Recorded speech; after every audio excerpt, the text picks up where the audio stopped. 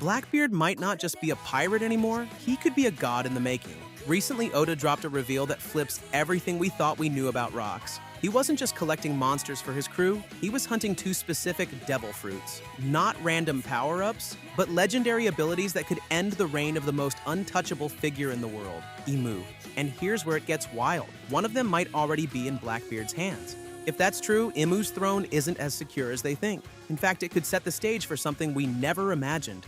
Luffy and Blackbeard, standing on the same side. Today we're going to unravel exactly what those fruits are, why Rocks believed they were the only weapons that could bring down a so-called god, and how this could completely change the ending of One Piece. And we'll start with the most obvious suspect, the Darkness Fruit. The first fruit in Rocks' supposed two-fruit master plan is one that's already burned its way into One Piece history, the Yami Yami no Mi. On paper, it's a Logia. In reality, it's something far more dangerous. This isn't just about creating black holes or swallowing attacks. It's about bending the rules of the entire devil fruit system. And that's exactly why Blackbeard risked decades of his life chasing it. Think about that. Teach joined Whitebeard's crew as a nobody, climbed no ranks, made no big moves. He just stayed there, watching and waiting. That's not the behavior of a pirate looking for fame. That's the patience of a man with a single, precise mission. The moment he found the Darkness Fruit, he betrayed everything. His crew, his captain, his family, because in his eyes, the search was over. Why? Because the Yami Yami no Mi isn't just destructive, it's surgical. Its signature ability isn't the flashy black hole. It's the ability to nullify other devil fruits. In a world where the most dangerous enemies often rely on fruit powers as their trump card, this is the great equalizer. It doesn't matter how mythical your Zoan is, or how versatile your Paramecia. If Teach touches you, your powers are gone. Period. Now put yourself in Rocks' shoes. If you're aiming to topple the gods who sit on the empty throne, you need a countermeasure. If Emu's abilities are fruit-based, the Yami Yami no Mi is the perfect anti-god weapon. One touch and they lose the very power that makes them untouchable. It's not a duel anymore, it's an execution. And here's where the history gets murky, because there's a chance Rocks already had it. We've heard the whispers, an unnamed treasure stolen from Pirate Island, later taken by the world government, and possibly linked to the infamous God Valley incident. If that treasure was the Darkness Fruit, it changes everything. The Rocks pirates wouldn't have gone to God Valley just for gold or glory. They would have gone to reclaim a weapon stolen from them, a weapon essential to Rocks' plan. But if that's true, what happened? Did the world government keep it and hide it away for decades, terrified of what it could do in the wrong hands? Did Rocks fail to secure it, leading to his downfall? Or, and here's the wild one, did the fruit get lost in the chaos, lying dormant and unnoticed until Teach found it years later while under Whitebeard's flag? The timelines actually line up disturbingly well. Blackbeard never said how he learned about the Yami Yami no Mi. He just knew it was special, the ultimate devil fruit in his words. What if that knowledge came indirectly from Rocks' own hunt? What if Teach has been following the blueprint all along without saying it out loud? And here's the most unsettling angle. If the Darkness Fruit is step one in the plan, it's not enough by itself. Rocks wasn't after just raw destruction. The fact that he hunted two legendary fruits means the Yami Yami no Mi was meant to work with another power. A weapon that erases, paired with a weapon that rebuilds or reshapes. The real question is, what was that second fruit and why was it in Elbaf? That's where things get even stranger, because the trail leads to a devil fruit the world government went out of its way to hide, erasing its real name, rewriting its history, and guarding it like it was the last secret they couldn't afford to lose. If the Darkness Fruit was the blade meant to cut away Emu's defenses, then the second fruit in Rocks' plan might have been the spark to burn their entire world down. This is where the trail leads us straight to Elbaf, the land of giants, the place steeped in myth and history, and possibly the hiding spot for one of the most important devil fruits in the entire series. We all know it today as the Gomu Gomu no Mi, but that name is a lie, a deliberate cover-up. Its real identity is the mythical Zoan, model sun god Nika, a fruit so dangerous to the world government's narrative that they didn't just hide it, they erased it from history. Every record scrubbed, every trace buried, until even Cypher Paul agents guarding it thought it was nothing more than a quirky rubber fruit. But somehow, decades before Luffy ever touched it, Rocks D. Xebec knew it existed. And he didn't just know, he knew where it was and who he wanted to wield it. The story gets dark here. 14 years ago, King Harold of Elbaf, a giant of ancient blood, in the same chapter, someone is shown stealing a legendary fruit from Elbaf. And then, just 1 year later, Shanks intercepts a Cipher Paul ship carrying that very fruit, eventually passing it to Luffy by accident. The timing is too clean to ignore. Put the pieces together. Rox wanted Harold to eat the fruit. Not for raw strength, Harold already had that. No, this was about potential. Giants are tied deeply to ancient history, the Void Century, and myths older than the world government itself. If anyone could awaken Nika's full power quickly and fully, it would be a giant king with unbreakable will. Harold could have been the ultimate embodiment of freedom and destruction, the perfect counterpart to whoever held the darkness fruit. But why didn't Rox just keep the fruit for himself? There are 3 possibilities. First, biology. You can't eat 2 devil fruits without dying. So if Rox already had or wanted the darkness fruit, the Nika fruit would have to go to someone else. Second, strategy. Splitting the fruits between 2 people meant that even if one fell, the other could keep the mission alive. Third, compatibility. Maybe Rox believed he wasn't the right person to awaken Nika. Maybe he knew the fruit demanded a certain spirit, a joy in battle, a will that could laugh in the face of death. Here's the part that makes this truly insane. Elbaf is littered with sun god connections, from ancient murals to cultural dances, from myths about liberation to their ties with the scholars of Ohara. The island might be the closest living remnant of Nika's worship. It's not just plausible that the fruit was there. It's the perfect place to hide it from a world that had forgotten what it truly was. But that raises the biggest question of all. How did Rox know? The fruit's true name had been hidden for centuries. Cipher Paul didn't know. The Marines didn't know. Even Shanks, when he stole it, never said he was hunting for Nika specifically. Did Rox find an ancient poneglyph pointing to its location? Did he meet someone who lived through the Void Century? Or was there a traitor at the highest level of the government feeding him secrets? Whatever the answer, it paints Rox as a player, operating on an entirely different level. Before Roger ever dreamed of Laugh Tale, before the Pirate King title even existed, Rox was already assembling the tools to strike at the heart of the world. And if the Darkness Fruit and the Nika Fruit were truly the twin weapons he wanted, then everything changes. Because right now, those 2 fruits are in the hands of the 2 most dangerous pirates alive, and they hate each other. But Oda is a master of misdirection, which means before we call this case closed, we have to look at the other devil fruits that could have been part of Rox's plan. And some of them might be even more dangerous than Nika. Oda loves to play the long game. So even if the Darkness plus Nika combo makes perfect sense, we can't ignore the possibility that one of those legendary fruits wasn't Nika at all. Because there are other devil fruits in this world with the potential to change the balance of power. Fruits that could easily fit into Rox's master plan. And the first contender is one fans have been side-eyeing since Dressrosa, the Ope Ope no Mi. At first glance, it's the ultimate surgeon's toolkit. The ability to create rooms where you can manipulate anything inside. But in the hands of someone who knows exactly what they're doing, it becomes a reality-bending weapon. Swap personalities, rearrange bodies, slice through anything without killing, and, most dangerously, perform the perpetual youth surgery.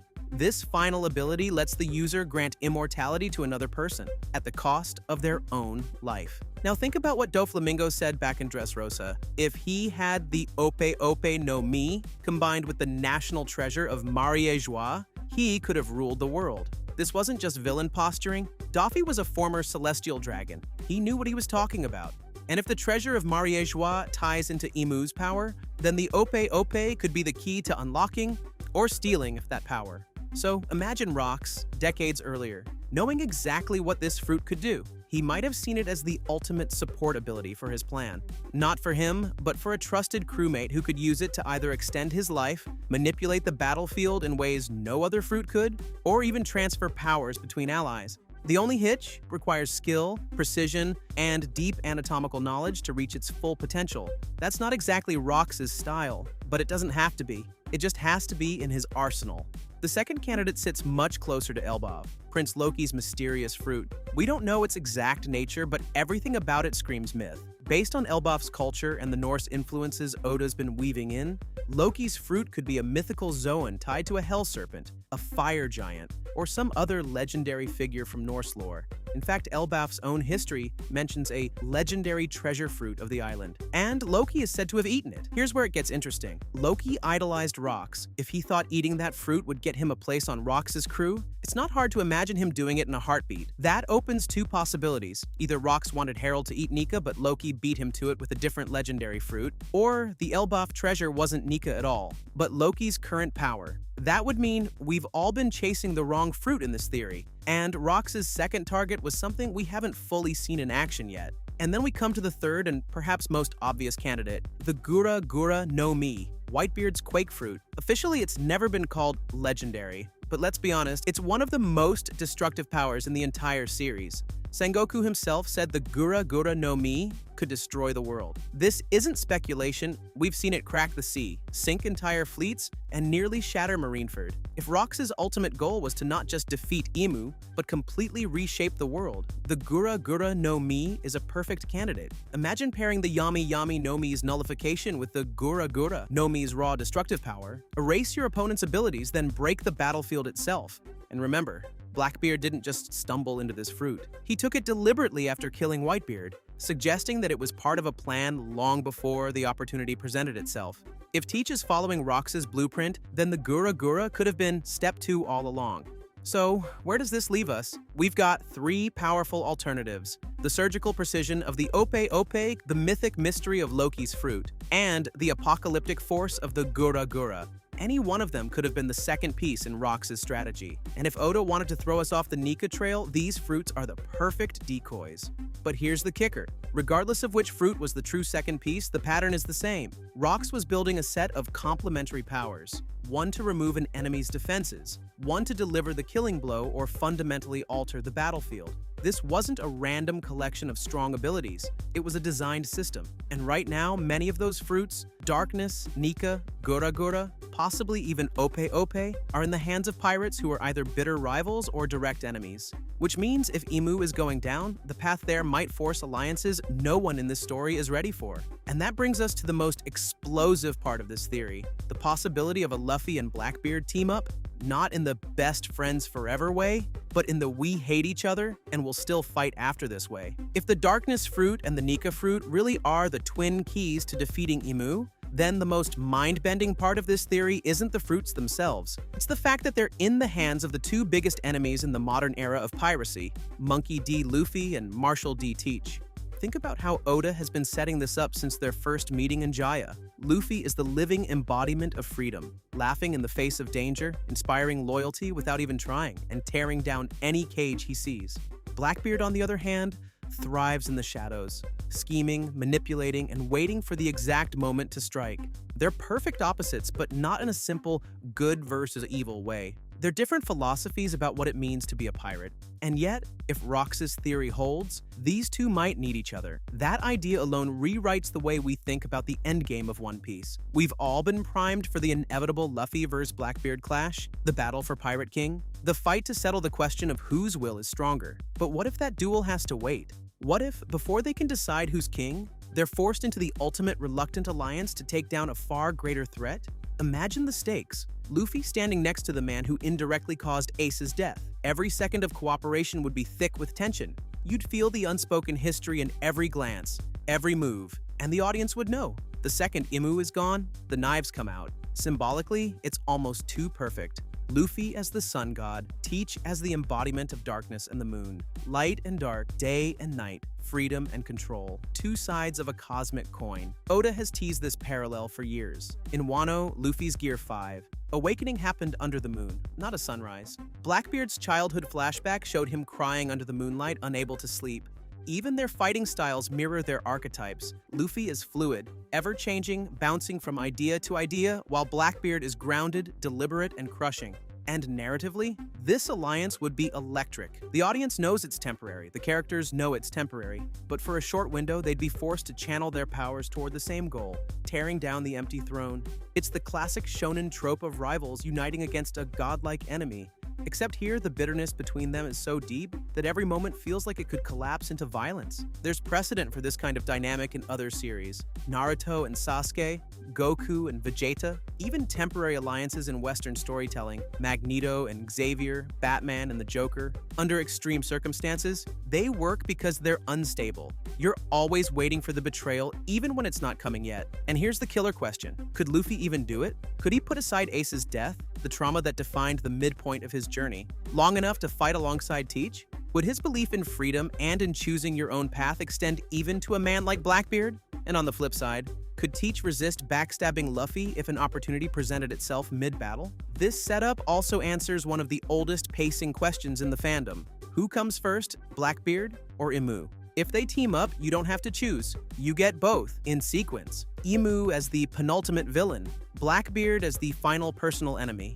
The war to save the world, followed by the war to decide who will shape it. And that's where things get even more interesting, because if the devil fruits are the tools to defeat Imu, then the final Luffy versus Blackbeard fight might be where Haki takes center stage. After the god is gone, both men would still have their fruits, but the deciding factor could be their mastery of willpower itself.